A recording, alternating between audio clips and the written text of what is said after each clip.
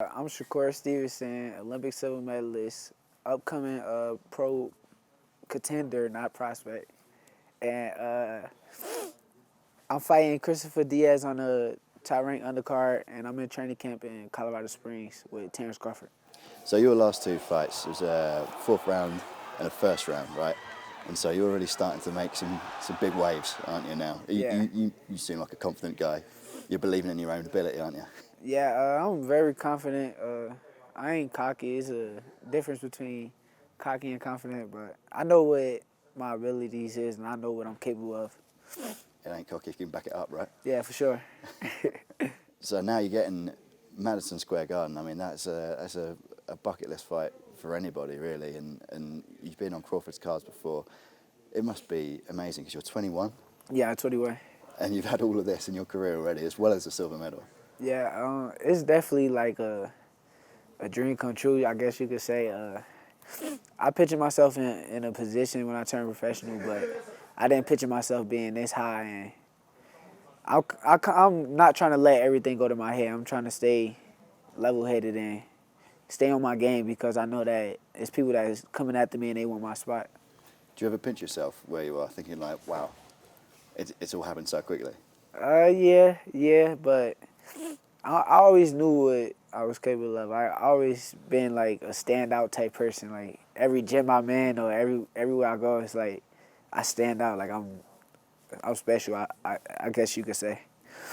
And you know you've got all the success already. You've already beaten some names. You're getting the knockouts as well. Like, have you got to have someone that's in your ear, just trying to hold you back a little bit, so you're not getting too far ahead of yourself? Yeah, most definitely. That person right there is Andre Ward. Andre Ward, he kind of that person that keeps me where I'm supposed to be. Like, he kind of lets me know, like, basically, you did a lot, but the work not done yet. We didn't do nothing yet, basically. So we got a lot more ahead of us, and I appreciate him for that. How long have you known him? I know him since I was, 17? 17. But I always looked up to him. Like, when I was a kid, I used to watch his videos on YouTube and, like, study his boxing and all that. So I always knew who he was, but when I met him, and he was really, like, the same person that I saw on camera, off camera, it gave me, like, a different type of respect for him. There aren't many better than him either to take respect from. It's like, it's one thing taking respect from a trainer who you, like you say, you respect and you like and everything. And it's another when it's an undefeated champion like Andre Ward, right? Yeah, it's definitely a help when I could hit him up and ask him for certain advice on certain stuff before my fight. So I'm glad that he's in my corner, and it's a blessing. When he talks to you and he talks about your future, and obviously you call yourself a contender, you want to fight for titles. How long does he say you've got to wait? I mean, he's not really in as much as a rush as I am, but I'm going to listen to him because it's still like he been there before. He been in my position. He know what it takes. He know everything that I need. So I'm going to listen to him, but in my head, it's like I'm young, but I'm ready. Like, I feel like it's a lot of world champions right now that I'll smash them, to be honest with you. So. And that featherweight division, that's a hell of a division to be in as well. You must be looking at those fights, and like you say, there's 4 different champions, but there are a lot of great fighters there as well. Yeah, for sure. You're going to be a busy boy in the next couple of years, aren't you? Yeah, most definitely. In the next couple of years, I should be running the whole 126 division, and then after that, we move up to 130, and I want to fight the top dogs there too. So you've been mentioning the same breath as Josh Warrington before. Josh Warrington, British fighter, obviously British audience for the Khan Crawford fight. What kind of things do you see in him that you think are good? What's his strengths? He got a amazing work rate. Like his work rate is unbelievable. Like, he throws a lot of punches. He's not throwing 2 punches at a time. He's throwing 3s, 4, 5s, and sometimes 6. Like, so his work rate kind of get him over. And the thing that works to his advantage is a lot of people sleep on him. Like, you would think, like, okay, he's 20-0 with 5 knockouts. Like, he don't got no power, but he's physically strong. And people sleep on him, and he's actually a really good fighter. And how about the other champions then? What about Valdez? Similar again with the work rate? Yeah, Valdez got a work rate, but it's a different kind of work rate. I ain't going to say too much about Valdez, but he kind of slowed down in the fight, and everything he throws is hard. Josh Warrington, and it's like he's throwing decent punches. Everything Valdez throw is hard, so Valdez he also a good fighter. He's a 2-time Olympian, so he got to be a good fighter. And Santa Cruz.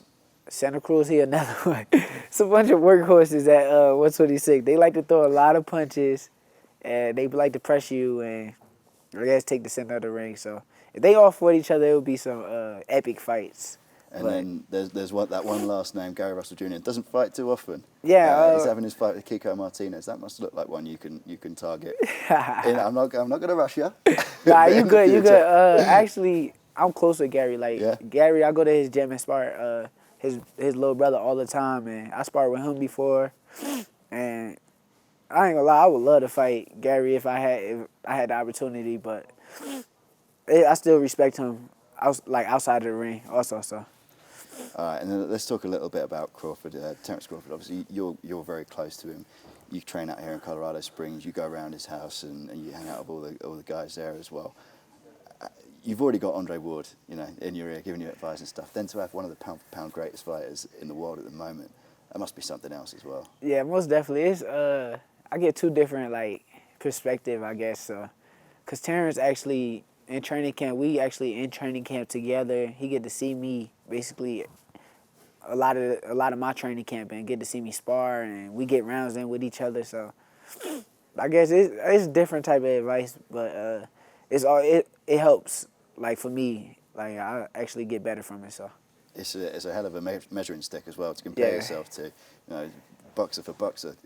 Seeing him train, you must see things and think, right, I'm gonna try and do that, right? I ain't gonna lie to you. I actually learned more being outside the ring than inside the ring with Terrence. But the thing is also, it's a confidence boost that I get, knowing that I could go in there and I could spar Terrence Crawford, and it's like, oh, y'all saying I gotta fight this big strong dude now, and okay, I spar with Terrence, and he don't punch harder than Terrence, so I ain't really too worried. So I guess it's a confidence booster. Do you think Terrence is at his peak yet? Because we were talking to Jamie yesterday, and he says he's still got a way to go. He hasn't reached his ceiling yet. I mean, I wouldn't know, so I can't really tell you, but he probably is in the prime because he's kind of just smashing through everybody and making it easy. So he probably is in his prime right now. I don't know though, so you never know. He's really he's athletic, so. Is he a good influence as well? Because when we were talking to Wayne yesterday, he says he takes no shortcuts, never drinks a bottle of Coke or something. He just goes water, healthy food, and keeps it real all the time. That's a good example for you to follow, isn't it? Yeah, it definitely is. I get to see how he live outside the ring, and that's a major.